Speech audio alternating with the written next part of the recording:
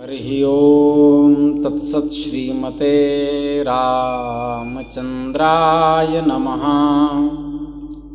श्रीमते रामानन्दाचार्याय नमः। श्रीमते मलूकदासाय नमः।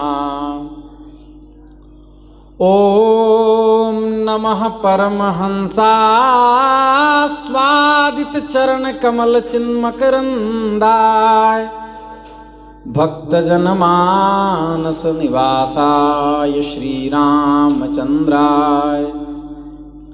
हरिविधि वसिष्ठ शक्ति पराशर व्यास सुखदेवान् वैशंपायनम उग्रश्रवसं च नुमः पुराण गुरुमुख्यान् त्रय्यारुणिं कश्यपञ्चसावर्णिं अकृतवृणं रोमहर्षणहारितो मैत्रेयं च मृकण्डजं शेषं सांख्यायनं चाथ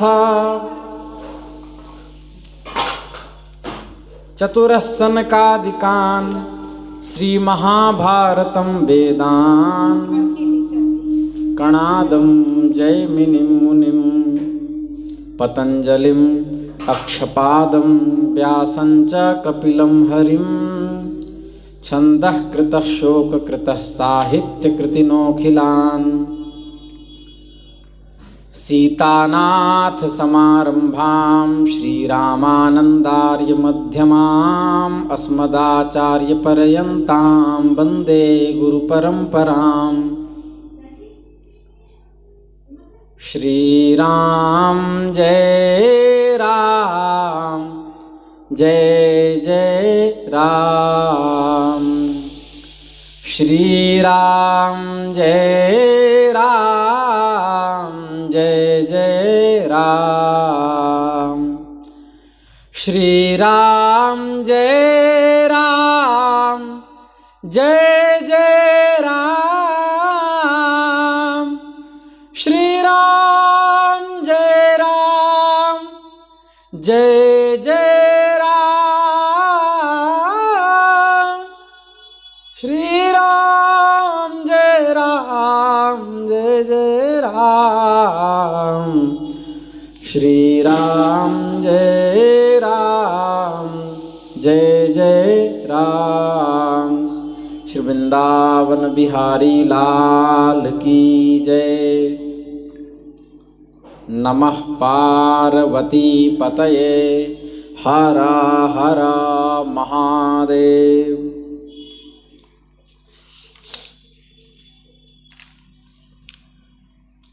अनंत कोटि ब्रह्मांड नायक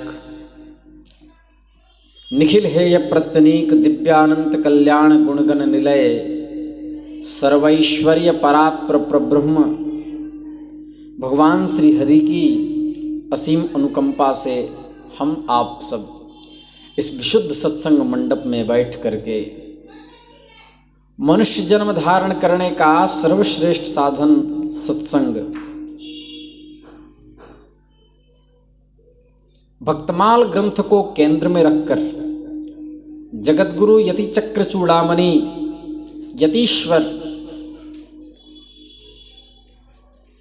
अद्वैतवाद प्रचारकाचार्य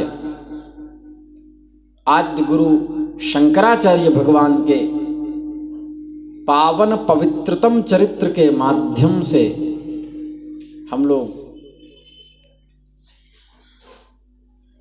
अपने जीवन को सार्थक कर रहे हैं।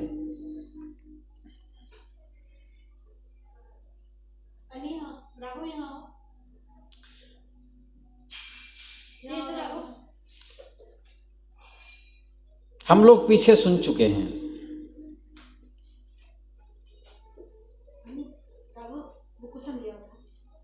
कि उभय भारती की माता ने विदाई दी। विश्वरूप जो आगे चलकर मंडन मिश्र होंगे उनके साथ पाणिग्रहण शारदांबा अवतार भगवती सरस्वती का उभय भारती के रूप में प्राकट्य होकर के हो गया।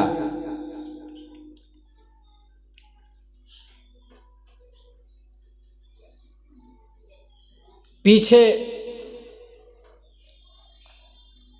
कुमारिल भट्ट, जो कुमार महासेन भगवान कार्तिकेय के अवतार,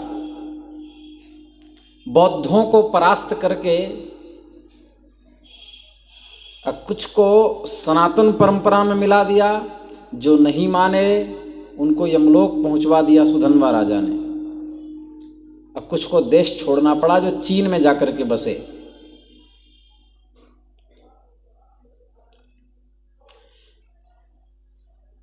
भगवान का लक्ष्य था बौद्ध, पाशुपत, क्षपणक, कापालिक, इनके सिद्धांतों का खंडन करना, क्योंकि इनका सिद्धांत वेद विरुद्ध है। बौद्ध का दूसरा नाम है शाक्य।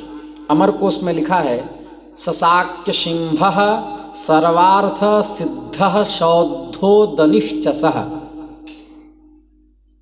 तो बौद्ध का एक नाम शाक्य भी है। तो शाक्य मत का खंडन।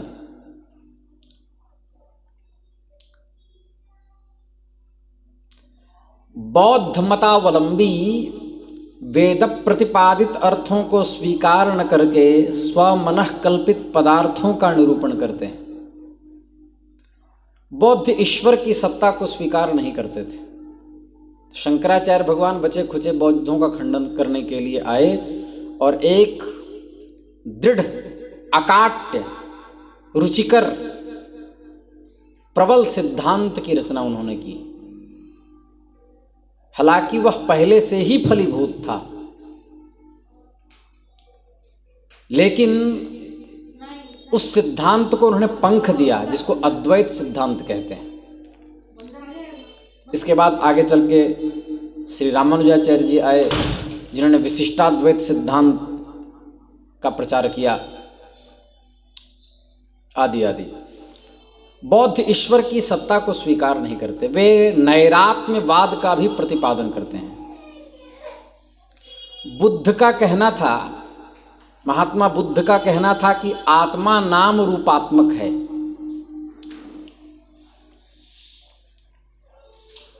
अनुभवार्थम आत्मानं रूपयति, ये सिद्धांत महात्मा बुद्ध का था। वह वस्तु जिसमें भारीपन हो, जो स्थान घेरती है, उसे रूप कहते हैं बौद्धों के अनुसार।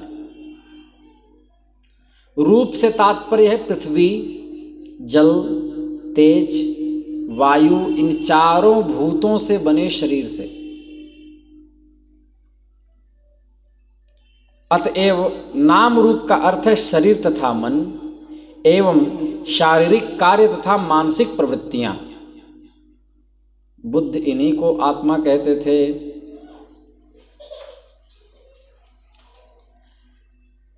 रूप के एक नाम होने पर भी उनके 4 प्रकार हैं: वेदना, संज्ञा, संस्कार और विज्ञान, और एक रूप।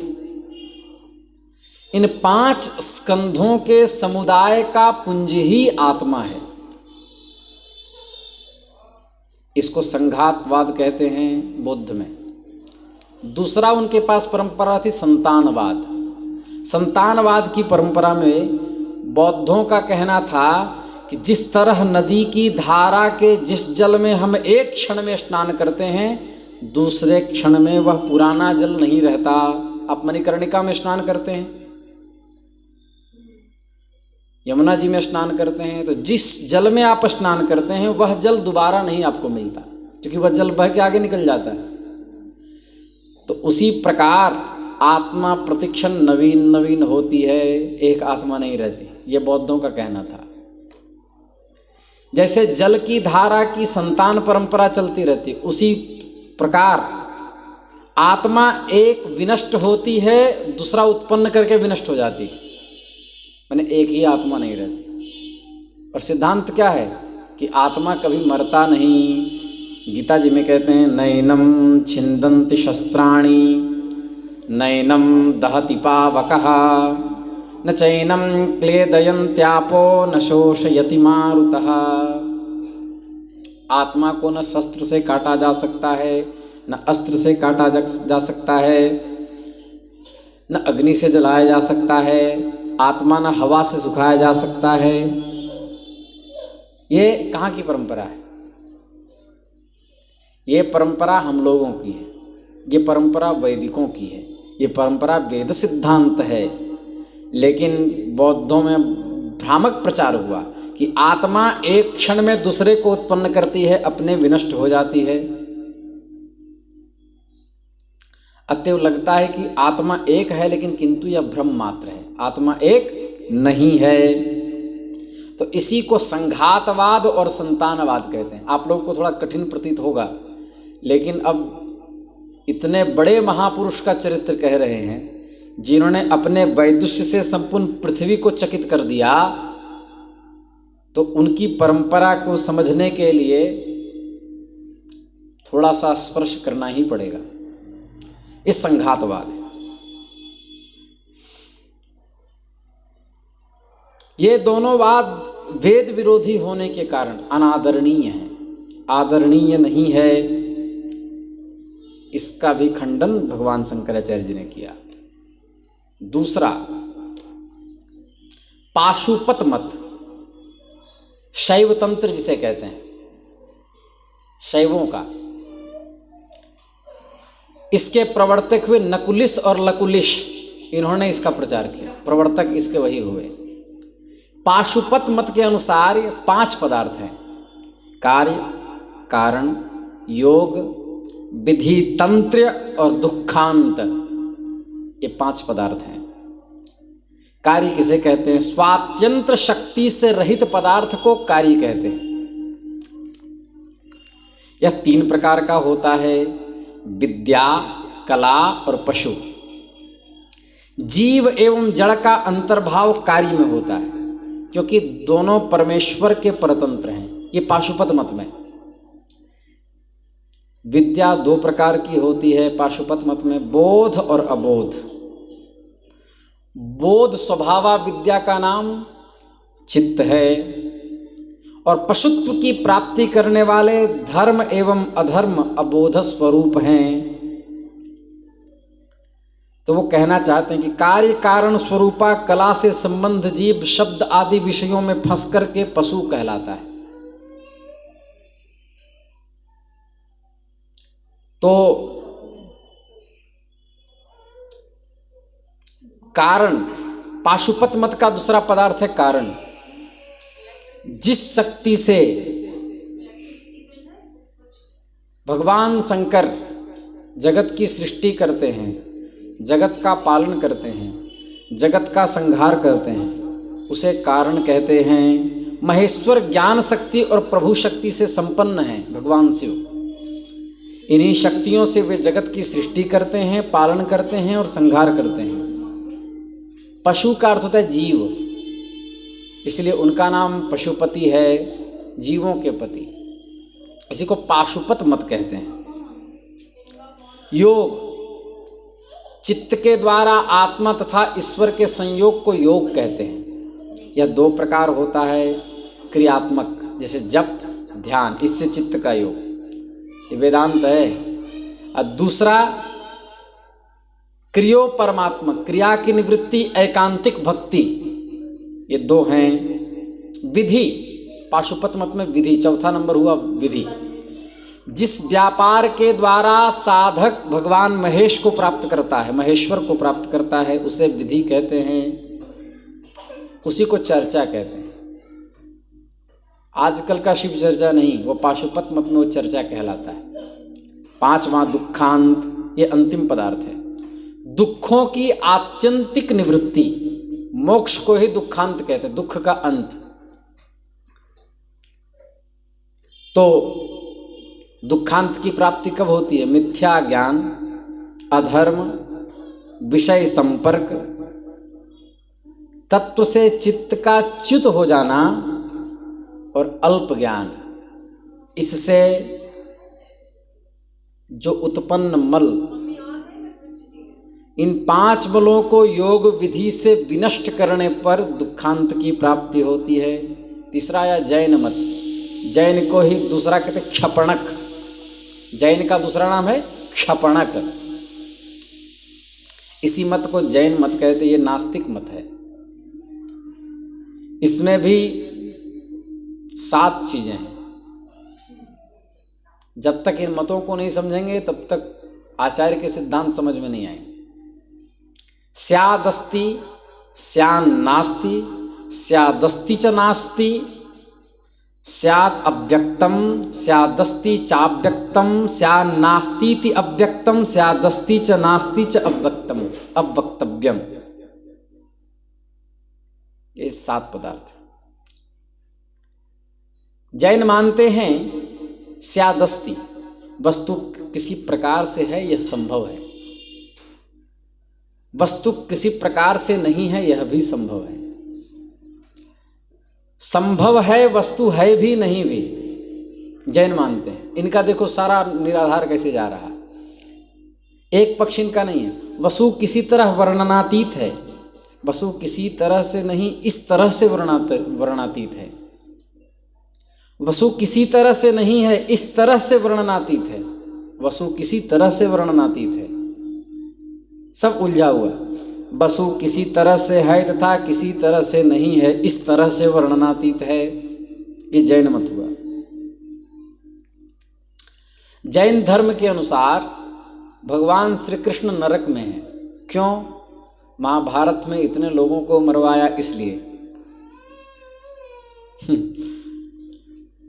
जैन दर्शन के अनुसार द्रव्य के 2 विभाग हैं, बहुदेशव्यापी या आस्तिकाय। जैसे काल, इस तरह जैनियों का खंडन किया। कापालिक मत क्या है? उसमें कर्णिका, रूचक, कुंडल, शिखामणि, भस्म और यज्ञोपवीत, यही कापालिक लोग ब्राह्मणों को के सर की बलि देते थे।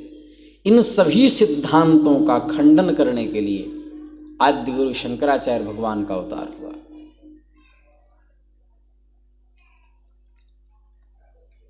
बालक शंकर की भाषा मलयालम थी। वह शिवगुरु के यहाँ उत्पन्न हो चुके थे। कोई कहते हैं माता का नाम सती था, कोई कहते हैं माता का नाम सुभद्रा था। वे जब 1 वर्ष के थे तभी मलयालम बोलने लगे। दूसरे वर्ष बालक शंकर ने लिखे हुए अक्षरों को पढ़ना सीख लिया। दूसरे वर्ष में तीसरे वर्ष की अवस्था में बालक ने काव्य पुराणों को सुना और बिना श्रम के ही सभी के अर्थों को समझ लिया। कलयुग धर्म पालक प्रगट, सुभट मतलब होता है विद्वान। आचार्यज शंकर सुभट, आचार्य माने आचार्य, शंकर सुभट। साधु जी उत्श्रृंखल अज्ञान, जीते अन ईश्वरवादी, जीते अन ईश्वरवादी।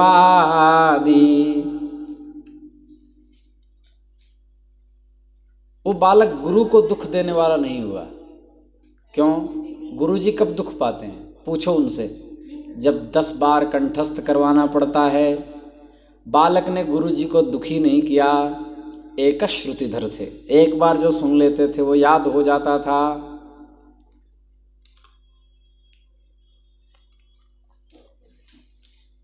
अपने सहपाठियों को वह स्वयं पढ़ा देते थे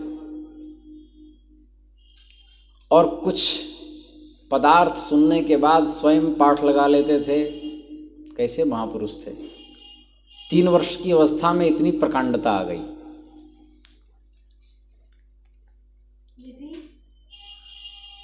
वह बालक रजोगुण तमोगुण से मुक्त थे। केवल खेलने के समय ही बालू लगते थे, रज लगते थे, रजोगुण से लिप्त नहीं थे वो। उन्होंने कलाधर श्रेष्ठ शिवगुरु के पुत्र ने अल्प काल में ही विद्या सब प्राप्त कर ली जो राम जी के लिए आया है। गुरु गृह पढ़न गए रघुराई, अल्प काल विद्या सब आई। यही चैतन्य महाप्रभु की अवस्था थी। कई लोग हमें कह रहे हैं कि महाराज जी आचार्य का चरित्र बड़ा दिव्य आप कह रहे हैं, इसके बाद महाप्रभु का चरित्र। हमने कहा बिल्कुल बिल्कुल, अब इन महापुरुषों का ही चरित्र होगा। आप लोग धैर्य एकदम रख करके इस ठंडी में आचार्य के चरित्र का आनंद लें।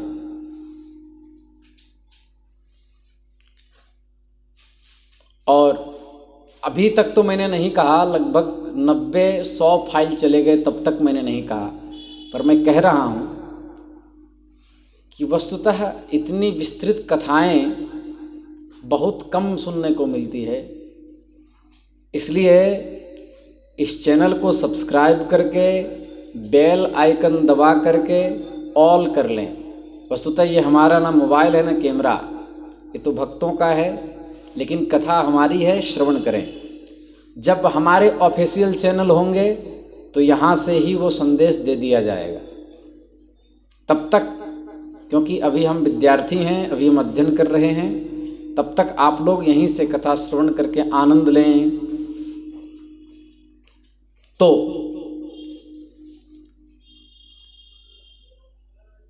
द्विज बालक के किए जाने वाले सभी संस्कार होने लगे। अब देखिए, लेकिन एक जो घटना नहीं घटनी चाहिए वह घट गई। क्या? शिव गुरु सजरंस्त्रिसमये शिशावमृत कर्म वशः सुतमोदितः उपनिनिषेत सूनुरपि स्वयं नहि यमोस्य कृताकृतमीक्षते। काल किसी से मोह नहीं करता है। 3 वर्ष की अवस्था में ही उनके पिता श्री शिवगुरु की मृत्यु हो गई, वो काल कवलित हो गए। माता विधवा हो गई। माता को उसी अवस्था में छोड़ करके पिता काल कवलित हो गए। पुत्र अभी 3 वर्ष का ही था। भगवान ने श्रीमद् भागवत में कहा है ना, हरिष्ये तद्धनम शनैहि, मैं जिस पर कृपा करता हूं उसका सब चीज हर लेता हूं। क्योंकि हौसला मत हार गिर कर ए मुसाफिर, ठोकरें इंसान को चलना सिखाती है।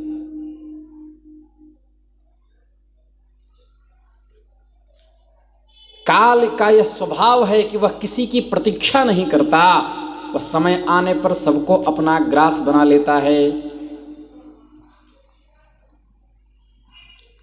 वैसे पिता बहुत प्रसन्न थे अपने पुत्र के प्रतिभा से। इसके बाद मृतात्मा के लिए शास्त्रोक्त कर्मों को, कुछ कर्मों को उस विधवा ने स्वयं किया, कुछ को उनके संबंधियों ने किया, क्योंकि पुत्र उस योग्य था नहीं। 3 वर्ष का बालक क्या करेगा? पुत्र शंकर का उपनयन संस्कार माता ने करना चाहा। 8 वर्षम ब्राह्मणम उपनयित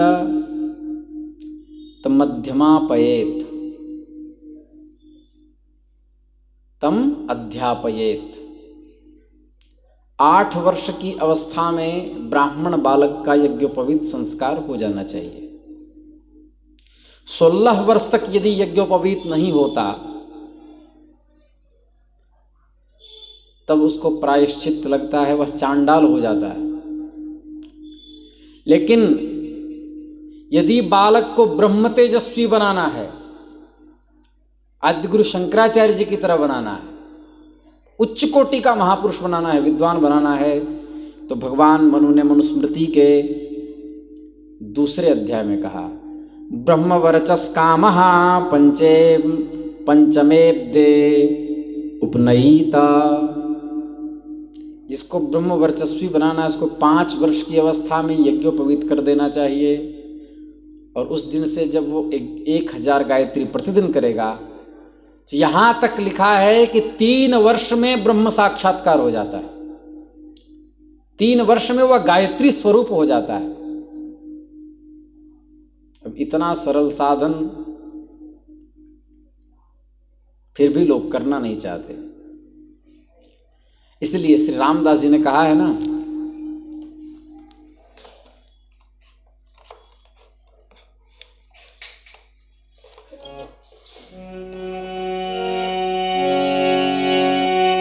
बड़ा सीधा सरल साधन कन्हैया को मनाने को,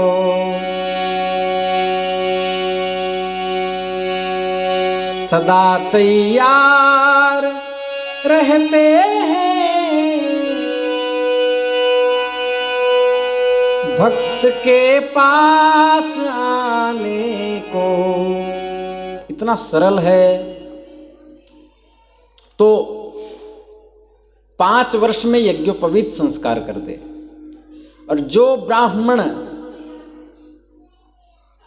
लहसुन प्याज आदि का त्याग करके, अभक्ष्य पदार्थों का त्याग करके, ब्रह्मचर्य का पालन करता हुआ सात्विकता से रह करके और 3 वर्ष तक लगातार 1000 गायत्री प्रतिदिन करे, असत्य भाषण न करे, स्त्री मात्र के प्रति मातृभावना रखे, तो निश्चित ही 3 वर्ष में ब्रह्म साक्षात्कार कर लेगा। मैं नहीं कह रहा हूं, दूसरे अध्याय में भगवान मनु ने मनुस्मृति में कहा है।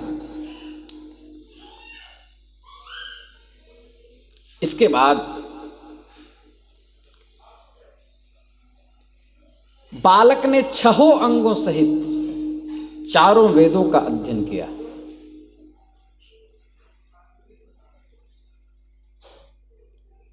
शिक्षा, कल्प, व्याकरण, निरुक्त, ज्योतिष और छंद, छंदो विचिति कहते हैं उसको।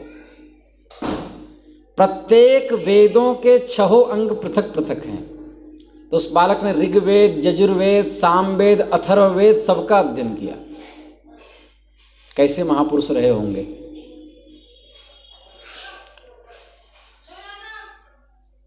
कुशाग्र बुद्धि छात्र को देख करके गुरुजनों को आश्चर्य होने लगा कि इतना समर्थ साधारण बालक कैसे हो सकता है। वह बहुत ही कम समय में महर्षि जैमिनी के जैमिनी न्यायमाला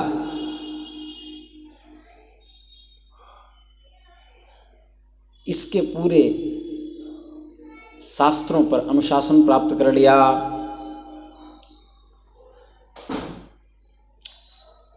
महर्षि व्यास के शारीरक मीमांसा ब्रह्मसूत्र ये भी बालक शंकर ने कंठस्थ कर लिए, तैयार कर लिया।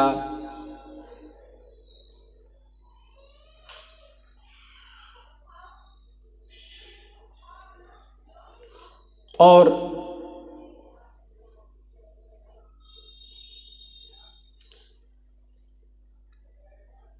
महर्षि बादरायण ने जो तत्त शास्त्रों की आलोचना की है, जैसे तर्क शास्त्र का उन्होंने खंडन किया है। शारीरक मीमांसा के 2 अध्याय के प्रथम पाद में तर्का प्रतिष्ठानात् भगवान वेदव्यास लिखते हैं कि तर्क की कहीं भी प्रतिष्ठा नहीं होती। तर्काश्रित बातों का पारयंतिक प्रमाण नहीं स्वीकार किया जा सकता। और 2 अध्याय के प्रथम पाद के प्रथम सूत्र में उन्होंने कापिल स्मृति सांख्य शास्त्र का भी खंडन किया है। उन्होंने कहा स्मृति अनवकाश दोष प्रसंगः इति चेन नान्य स्मृति अनवकाश दोष प्रसंगात्। वो कहते हैं, सांख्य मतावलंबी कहते हैं कि यदि प्रधान कारणवादिनी सांख्य स्मृति के अनुसार वेदांत अर्थ का निर्णय नहीं किया जाए तो स्मृति अनवकाश दोष से ग्रस्त हो जाता है। लेकिन सांख्यवादियों का यह कहना उचित नहीं है। क्यों? क्योंकि यदि इस प्रकार कारण तत्व का निर्णय के लिए स्मृतियां अनवकाश दोष से ग्रस्त हो जाएंगे तो मनु आदि स्मृतियां जो परब्रह्म को जगत का निमित्त और उपादान कारण मानती है, तो मनुस्मृति, पराशर स्मृति, याज्ञवल्क्य स्मृति, इन सब को अनुचित बताना पड़ेगा। तो एक स्मृति को सिद्ध करने के चक्कर में इतनी स्मृतियों को न्यायोचित न कहना, यह भी न्यायोचित नहीं है। इस बात को ध्यान देना चाहिए। इसलिए सांख्य शास्त्र का भी खंडन भगवान वेदव्यास जी ने किया। सांख्य तत्व कौन? जो भगवान कपिल ने उपदेश किया है अपनी माता देवहूति को, वह सांख्य तत्व। अर्थात ये विद्वानों का जगत है शास्त्र। जिसकी जितनी मेधा वो उतनी ऊंची बातें करता है। तो इतने कम समय में योग शास्त्र, सांख्य शास्त्र, सभी शास्त्रों में पारंगत प्राप्त कर लिया।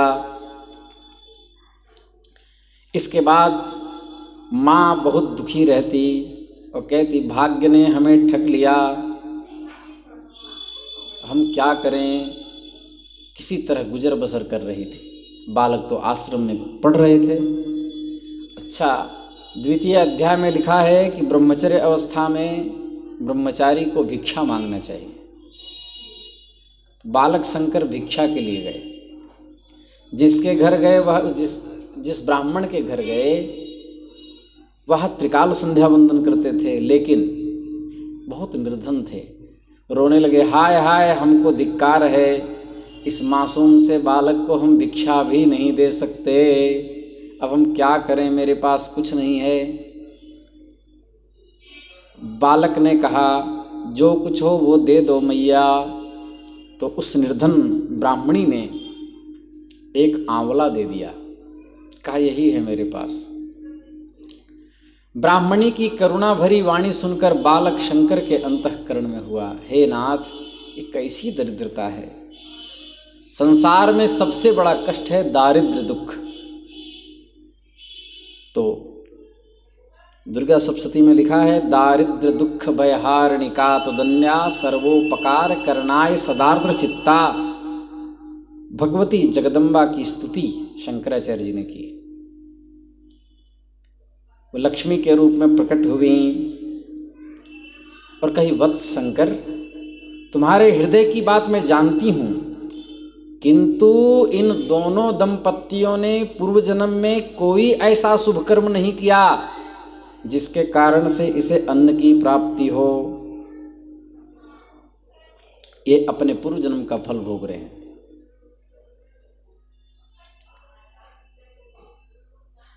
इसलिए मनुष्य को अगला जन्म सुधारने के लिए सत्पात्र को दान देते रहना चाहिए। वही अग्रिम जन्म में 10 गुना बन के हो मिलता है।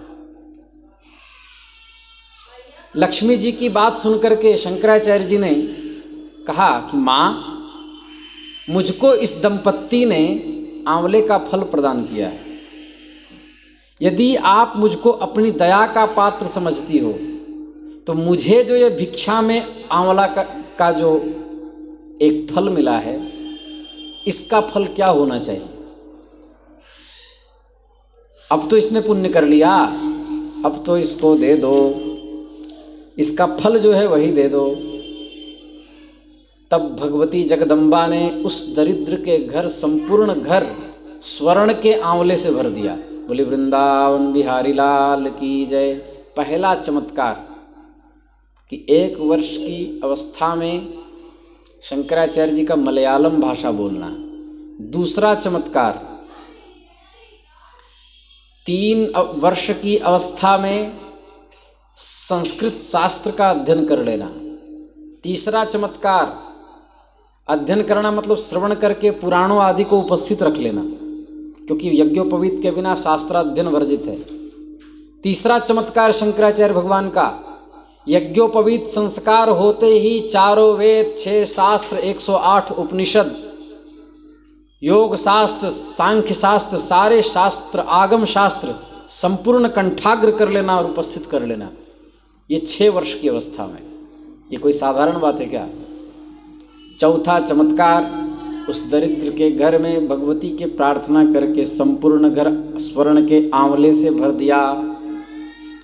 ये चमत्कार बालक शंकर के थे। आचार्य शंकर यद्यपि उद्भट विद्वान हैं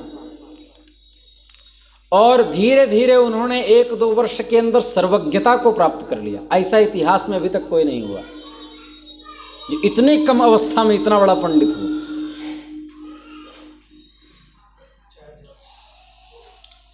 भारतवर्ष के 2 इस इतिहास अत्यंत प्रसिद्ध हैं, वाल्मीकि रामायण और महाभारत ग्रंथ। ये 2 इतिहास, इन सब को अच्छी प्रकार से मनन करके इनको भी कंठस्थ कर लिया। ऐसे शंकराचार्य भगवान थे। महाभारत में केवल 1,00,000 श्लोक हैं। 1,00,000। मैं अभी कह रहा हूँ 4 वर्ष हो गए, अभी तक हमने 70,000 श्लोक ही कहे हैं 4 वर्ष में वर्णन करके। आज पूरे कुरुक्षेत्र में वीरगति को प्राप्त हुए सारे सैनिकों को अंत्येष्टि क्रिया हुई, आज यहाँ तक पहुँचा है 4 वर्ष में। ये है महाभारत ग्रंथ, इसको भी कंठस्थ कर लिया। पुराण कितने हैं? मद्वयम भद्वयम चैवा व्रत्रयम वचतुष्टयम अनापलिंग कूष्कानि पुराणानि विदुर्बुधाः। मद्वयम, माँ से 2 पुराण है, मत्स्य पुराण और मार्कंडेय पुराण। भद्वयम, भ से 2 पुराण, भागवत पुराण और भविष्य पुराण। व्रत्रयम, ब्रह्म पुराण, ब्रह्मांड पुराण और ब्रह्मवैवर्त पुराण। वचतुष्टयम, वह 4 ठो हैं, विष्णु पुराण, वायु पुराण, वामन पुराण और वराह पुराण। अनापलिंग कुष्कानि, अ से अग्नि पुराण, ना से नारद पुराण, पद्म पुराण, लिंग पुराण, गरुड़ पुराण, कुर्म पुराण और स्कंद पुराण। ये 18 पुराण हैं। इनको भी भगवान शंकराचार्य जी ने इन पर भी विजय प्राप्त कर लिया। और पद्म पुराण के उत्तरखंड के 264वें अध्याय के 87वां श्लोक, 87, वासिष्ठम चैवहारीतम व्यासम पाराशरम तथा भारद्वाजम काश्यपम च सात्विकाः मोक्षदाः शुभाः। वशिष्ठ स्मृति, मनुस्मृति चकार से, हारित स्मृति, व्यास स्मृति, पराशर स्मृति, भारद्वाज स्मृति और काश्यप स्मृति, ये मोक्ष प्रदान करने वाली स्मृतियाँ। इनको भी शंकराचार्य जी ने आद्योपान तैयार कर लिया। और वामनम, पद्म पुराण के उत्तरखंड के 264वें अध्याय के 88वां श्लोक, वामनम याज्ञवल्कम च आत्रेयम दाक्षमेव च कात्यायनम वैष्णवम च राजसाः स्वर्गदाः शुभाः। स्वर्ग को प्रदान करने वाली स्मृतियाँ, स्वर्ग कैसे प्राप्त हो जिसमें विधा बताई गई। कौन कौन? वामन स्मृति, याज्ञवल्क स्मृति, चकार से आंगिरस स्मृति, अत्रि स्मृति, दक्ष स्मृति, कात्यायन स्मृति और विष्णु स्मृति। ये 7 स्मृतियाँ राजसी होने के कारण स्वर्ग को प्राप्त करवाने वाली है। नरक प्राप्त करवाने वाली नास्तिक स्मृतियों को भी शंकराचार्य जी ने आद्योपान तैयार कर लिया। गौतमम बारहस्पत्यंच सांवर्तम चयमम स्मृतम सांख्यम चौशनसम देवी तामसाः निरयप्रदाः। हे देवी, उसमें लिखा है हे देवी, नरक प्रदान करने वाली कौन सी स्मृतियां हैं? गौतम स्मृति, बृहस्पति स्मृति, इसी के मत को चार्वाक मानता है। संख्य स्मृति, सांवर्त स्मृति, यम स्मृति, सांख्य स्मृति और उष्णा स्मृति, ये नरक प्रदान करवाने वाली हैं। इनके अलावा शिक्षा, कल्प, व्याकरण, निरुक्त छंद और ज्योतिष सब तैयार कर लिए। अब आप सोचो, मैं वाराणसी आया था 21 जुलाई 2014 को 1:13:05 में काशी आया था। आज कितना तारीख है? 3 है कि 4 है? नहीं ज़्यादा होगा। आज 6 तारीख है। 6 तारीख प्रथम महीना 2023। अभी तक व्याकरण ही पढ़ रहे हैं 8 साल में, और इन्होंने शिक्षा, निरुक्त कल्प, व्याकरण पीछे जितना बताया सब तैयार कर लिया 9 वर्ष की अवस्था में। ये थे शंकराचार्य भगवान। महाभारत के 18वां पर है शांति पर्व, उसी को मोक्ष प्रकरण कहते हैं। उसका अध्ययन जरूर करना चाहिए। विष्णु पितामह ने जो युधिष्ठिर को उपदेश किया है उसका बारंबार अध्ययन करके उन्होंने सर्वज्ञता, शुद्धता को प्राप्त किया, उसका भी अध्ययन किया। ये थे शंकराचार्य भगवान।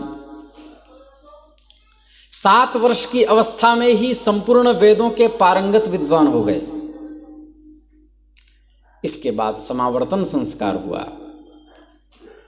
समावर्तन संस्कार तैतरीयोपनिषद में लिखा है, मातृदेवो भव, पितृदेवो भव, आचार्य देवो भव इत्यादि उपदेश के अनुसार गुरुकुल से अपने घर लौटे और अपने माता की सेवा में लग गए। माता की सेवा में लग गए। पिता का स्वर्गवास हो गया था, इसलिए माता के घर में काम में हाथ बटाने लगे।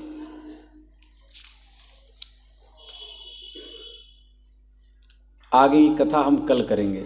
श्री वृंदावन बिहारी लाल की जय। नमः पार्वती पतये। हर हर महादेव।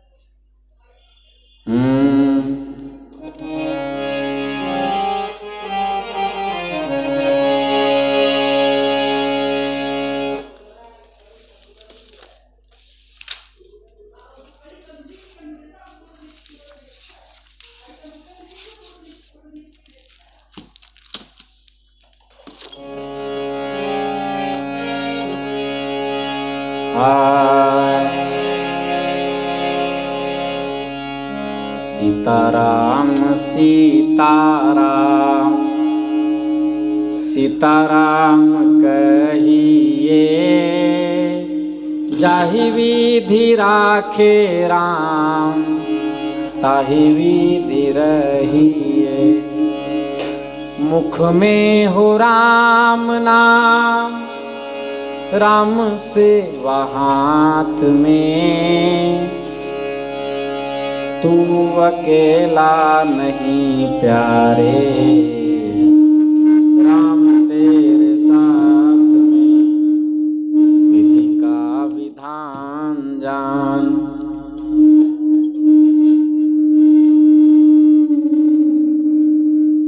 हानि लाभ सहिए, जाहि विधि राखे राम, ताहि विधि रहिए। नमः पार्वती पतये। हर हर महादेव।